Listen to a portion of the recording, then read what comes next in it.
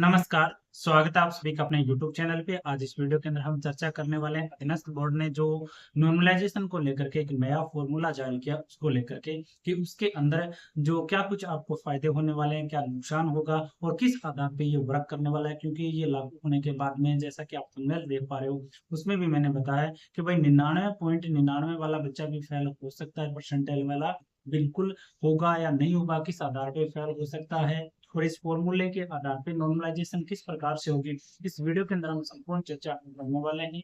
उससे पहले आपने अभी तक वीडियो शेयर नहीं किया तो वीडियो शेयर जरूर करना, क्योंकि ये सभी के लिए महत्वपूर्ण।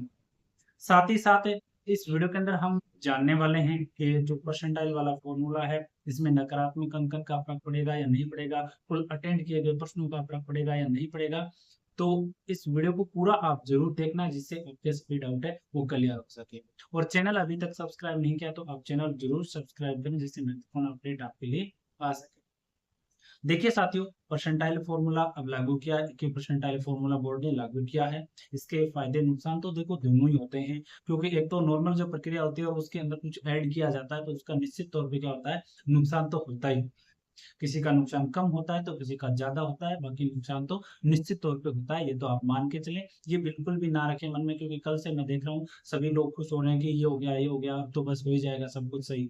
ऐसा कुछ भी नहीं है, इसके अंदर भी खामियां है, बहुत सारा नुकसान इसमें भी होता है। पहली बात तो ये मैं क्लियर। अब ये लागू किस पे आधार पे होता है उससे पहले मैं दो चीजें आपको बताना चाहूंगा। एक तो होता है परसेंटेज, एक होता है परसेंटाइल। ठीक है, मैं बड़ा करके नहीं बताऊंगा बोर्ड पे कैलकुलेशन करके कि आपको समझ में नहीं, शॉर्टकट में बता दूंगा, आराम से आप समझ जाओ। एक होता है परसेंटेज, एक होता है परसेंटाइल। परसेंटेज निकाला जाता है आपका नंबर के आधार पे, जो आप हमेशा करते हो। जैसे 12th क्लास का आपने रिजल्ट निकाला, 6वीं क्लास का आपने निकाला, जैसे 100 में से आपके 50 नंबर आए तो आप परसेंट निकालना है तो 50/100 इंटू में 100 50% आए। नंबर का काम होता है परसेंटेज। लेकिन परसेंटाइल में नंबर का ज्यादा महत्व नहीं होता है। परसेंटाइल के अंदर आपकी रैंक का महत्व होता है। किस प्रकार से, जैसे देखो 10 बच्चों की एक कक्षा है, ठीक है, 10 बच्चों की एक कक्षा है और जिस प्रकार से मैं ऑर्डर में सेट करूं कि किसी बच्चे के 90 आ गए, किसी बच्चे के 80 आ गए, किसी के 70 आ गए, किसी के 50 आ गए, ठीक है, किसी के 40 आ गए, इस प्रकार से बच्चों के नंबर आ रखे हैं। तो मैंने बताया कि भी 5 नंबर की जो रैंक है ना, 5वें नंबर का जो बच्चा है ऊपर से 5 नंबर वाली रैंक है, उसके जो बच्चा है उसके 50 नंबर आ रहे हैं। ठीक है, 50 नंबर आ रहे हैं लेकिन उसकी रैंक क्या है, 5वीं रैंक है। अब आप परसेंटाइल और परसेंटेज निकालोगे ना इसका, तो परसेंटेज तो आप निकाल दोगे 50/100 में इंटू 100, तो 50% आ गए। लेकिन इसका परसेंटाइल कैसे निकालोगे, इसमें क्या होता है, परसेंटाइल के लिए क्या होगा कि कुल स्टूडेंट में से क्या घटाओ, आपकी रैंक घटाओ, उसमें भाग दो आपके कुल स्टूडेंट में से एक निकाल के भाग दो, इंटू में 100 करो। तो मैं क्या करूंगा, अभी 5वीं रैंक है तो 10 स्टूडेंट है, 10 में से 5 गया, ऊपर कितना बचा 5, नीचे कितना होंगे 10 में से क्या घटाओ, एक कुल में से एक घटाना है तो 5/9 इंटू में क्या आ गया 100। अब आप 9 का 500 में भाग दोगे तो आपका 55 पॉइंट समथिंग आएगा। अब आप यही चेक कर लो कि आपका परसेंटेज तो बन रहा था 50 लेकिन परसेंटाइल बन गया आपका 55। यहाँ पे ज्यादा हुआ ना, ये कम भी हो सकता है, ये नहीं है कि भाई 55 आ गया तो 45 नहीं हो सकता, 50 से परसेंटाइल 45 भी हो सकता है। ठीक है, पर कैलकुलेट इस प्रकार से किया जाता है और परसेंटेज तो आसान सा है कि नंबर में आप निकाल सकते हो। ठीक है, तो परसेंटाइल में रैंक कम है तो इसी फॉर्मूले के ना इसी को काम में लिया। अब इसमें देखो हम बात करें, मैं छोटा सा उदाहरण दूं कि ये लागू किस प्रकार से होगा आपके एग्जाम के अंदर। जैसे मैंने मान लिया कि भी कोई भी परीक्षा है उसके अंदर 2 लाख बच्चे बैठे, ठीक है, कितने बच्चे बैठे 2 लाख, उसके अंदर 2000 पोस्ट हैं, 2 शिफ्टों में वो करवाई जा रही है। आप क्या करेंगे, 1-1 लाख बच्चे बैठ जाएंगे दोनों शिफ्ट में, लगभग ऐसे ही होता है। तो पहले शिफ्ट में 1 लाख बच्चे बैठे, दूसरी शिफ्ट में 1 लाख बच्चे बैठे।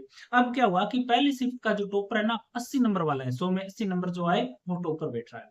दूसरी शिफ्ट में क्या है, जिस बच्चे के 17 है वो टॉप में बैठा है। अब यहीं पे सवाल आ गया कि सर फिर तो ये 80 नंबर वाला 1 नंबर हो गया, ये 70 नंबर वाला की पता नहीं कौन सी रैंक आएगी, क्योंकि फर्स्ट जो शिफ्ट है उसमें 80 वाला तो टॉप है, तो 80 से नीचे भी तो किसी के आए हैं वो सेकंड हो जाएगा फिर। तो ऐसा इसमें बिल्कुल भी नहीं। इनमें क्या होगा कि दोनों शिफ्ट के जो भी टॉपर होंगे ना उन दोनों को टॉपर ही क्या किया जाएगा, कंसीडर किया जाएगा। मतलब 80 वाला भी 1 नंबर रैंक प्राप्त करेगा परसेंटाइल के अंदर, और जो आपकी सेकंड शिफ्ट का जो टॉपर है 70 वाला वो भी 1 नंबर रैंक प्राप्त करेगा। इस प्रकार से इस फॉर्मूले को क्या किया जाएगा, सेट किया गया है। अब इससे फायदा क्या होता है, फायदा इससे ये होता है कि जैसे 2000 शिफ्ट है, 2000 पोस्ट है ना अपने पास, तो लगभग दोनों शिफ्टों से 1000 बच्चों का सिलेक्शन हो जाएगा। इसमें ये तो थोड़ा फायदा रहता है कि भाई एक शिफ्ट से ज्यादा सिलेक्शन नहीं होते। जैसे अपने पशु परीक्षण में हुए, छठी शिफ्ट के तो बहुत सारे सिलेक्शन हो गए, लेकिन चौथी शिफ्ट के हुए नहीं। ऐसे ही पटवारी परीक्षा में हुआ था कि चौथी शिफ्ट के सिलेक्शन नहीं हुए। ठीक है, तो रेशो बहुत लगा रहा था, तो इसके अंदर ये तो फायदा हो जाता है। लेकिन इसकी खामियां भी बहुत सारी है। ठीक है, खामियां भी बहुत सारी आती है इसके अंदर, कि आप अगर आप निकालो ना इसके अंदर, तो जैसे ये मान लो किसी बच्चे के 99.67 परसेंटाइल आ रहा है, उसका सिलेक्शन नहीं हुआ।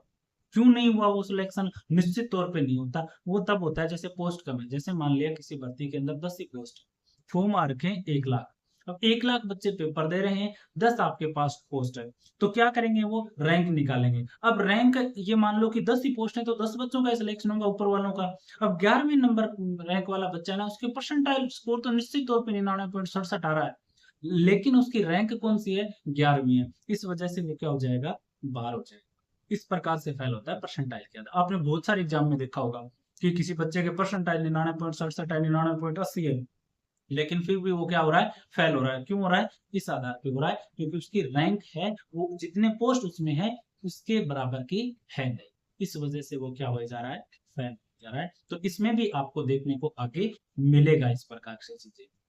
अब इसमें क्या रहेगा कि आपके जो एससी एसटी ओबीसी इनका जो रेशियो है ना, वो बराबर रहेगा, इसमें कोई दिक्कत नहीं आएगी। पहले ये थोड़ा सा उच्चुक हो रखा था, और साथ ही साथ में जो आपके पदों के आधार पे हर शिफ्ट से शिफ्ट के अंदर भी गड़बड़ मिल रही थी कि एक शिफ्ट से ज्यादा, अब वो चीजें तो नहीं है। लेकिन नुकसान तो अब भी होंगे। पहले क्या हो रहा था कि जैसे 4 शिफ्ट है अपने पास में, पहले शिफ्ट का एवरेज स्कोर 80 आ रहा है, दूसरी की 70 आ रहा है। ठीक है, जैसे 3 शिफ्ट मान लें हम, जैसे किसी शिफ्ट का क्या आया? 80 आ गया, एक शिफ्ट का है 80। एक शिफ्ट, दूसरी शिफ्ट का एवरेज स्कोर 60 है। ठीक है, तीसरी शिफ्ट का एवरेज स्कोर है 40 आ रहा है। इस प्रकार से जेड फॉर्मूला काम कर रहा था कि पहली शिफ्ट का एवरेज 80, दूसरी का 60, तीसरी का 40। अब इसमें नॉर्मलाइजेशन करना है, तो वो मोटा मोटा क्या कर रहे थे कि भी क्या करो, जो 80 वाले ना उसके 20 घटा दो, कितने हो गए? 60। और जो तीसरी शिफ्ट का 40 स्कोर आ रहा है एवरेज, उसको क्या कर दो? 20 दे दो, तो उसके कितने हो गए? 60। इस प्रकार से मोटा मोटा काम कर रहा है। ठीक है, फिर क्या आ गया? वो तीनों एक ही जगह आ गए, जिससे इनके बहुत ज्यादा अच्छे नंबर आ रहे थे ना, तो क्या हो रहा था? नुकसान हो रहा था। और कहीं ना कहीं थोड़ी सी जो एवरेज स्कोर के कारण बहुत सारी चीजें हैं वो खराब हो रही थी। जैसे किसी शिफ्ट में बाय द वे मतलब बैठ ही जाता है, हो ही जाता है, कंप्यूटर का सिस्टम है, रोल नंबर एक जगह अरेंज हो जाते हैं, जिससे एवरेज स्कोर में क्या आ जाती है? भिन्नता आ जाती है। निश्चित तौर पे पेपर चाहे सरल हो या नहीं हो, और आपको भी पता है ये चीज तो, कि कोई भी एग्जाम का पेपर सरल नहीं माना जा सकता। जैसे ये 20 25 30 नंबर का जो डिफरेंस डालते हैं ना, ये तो कभी ऐसा हो ही नहीं सकता। देखो एग्जाम में जो बच्चा पेपर देता है तैयारी करके, उसको ही पता होता है इस चीज का भी। ठीक है, तो ये फॉर्मूला आपका इस आधार पे काम करता है। अब ये बात है कि अटेंड किए गए प्रश्नों में फर्क पड़ेगा? कोई फर्क नहीं पड़ेगा। आप चाहे 100 प्रश्न है, 100 के 100 अटेंड कर दो, कोई दिक्कत नहीं आएगी। भाई 100 में से मेरे तो 40 गलत हो रहे हैं, गलत हो, इसमें इफेक्ट पड़ेगा? कोई इफेक्ट नहीं पड़ेगा भाई। नॉर्मल जो आपकी नेगेटिव मार्किंग है वो तो होगी, वो तो देखो आपको ही पता है, बाकी उससे कोई फर्क नहीं पड़ेगा इसके अंदर। तो बेखौफ होके आप प्रश्न करके आए, लेकिन नेगेटिव का ध्यान रखें, क्योंकि नेगेटिव आपको वैसे पीछे कर देगी। बाकी इस फॉर्मूले के आधार पे आपको कोई नुकसान नहीं होगा कि आपने ज्यादा नेगेटिव किए तो परसेंटाइल में आपको कम नंबर मिले, या कम नंबर ज्यादा नंबर कटे। इस प्रकार से इसमें कुछ भी नहीं होने वाला है। ठीक है, तो ये आप निश्चित तौर पे आप अपने मन में बिठा सकते हो। तो मोटा मोटा फॉर्मूला ये है जो मैंने बता दिया, कि पहले इस प्रकार से होता था, एवरेज निकाल रहे थे, अब परसेंटाइल निकालेंगे। इसमें ज्यादा महत्व रैंक का होगा, ना कि नंबर का होगा। दोनों शिफ्ट के जो टॉपर होंगे, उन चाहे नंबर का डिफरेंस हो, लेकिन इनको क्या माना जाएगा? एक नंबर माना जाएगा। दोनों को समान रूप से कंसिडर है वो किया जाए। निश्चित तौर पे नुकसान तो होते हैं, देखो इसके अंदर भी नंबर दिए जाएंगे, नंबर है वो दिए जाएंगे। और बोर्ड को मेरे ख्याल से देखो कोशिश करनी चाहिए कि जितने भी परीक्षाएं लगे ना, वो कम से कम शिफ्ट में हो, जिससे कम से कम नुकसान हो। जैसे अब 4th ग्रेड पेपर लगेगा, 4th ग्रेड का आपके 6 शिफ्टों के अंदर 54,000 वैकेंसी लगभग, तो 9-9 हजार के समथिंग आपके शिफ्ट वाइज सिलेक्शन होने हैं। ठीक है, थोड़ा सा सुधार हुआ है, लेकिन नुकसान इसके भी हैं। इसमें भी नंबर बहुत सारे दिए जाते हैं, एसएससी का आपने देखा होगा, या बैंक सेक्टर के अंदर आपने देखा होगा, और भी बहुत सारी जगह ले रहे हैं। जैसे एसएससी जेड फॉर्मूला काम में ले ले रही थी ना, तो इसके अंदर बहुत सारे आपको नुकसान है वो होते हैं। लेकिन उससे ठीक है, वो कहते हैं ना कि बहुत ज्यादा नुकसान से कुछ नुकसान ठीक है। लेकिन नुकसान तो निश्चित तौर पे होता है।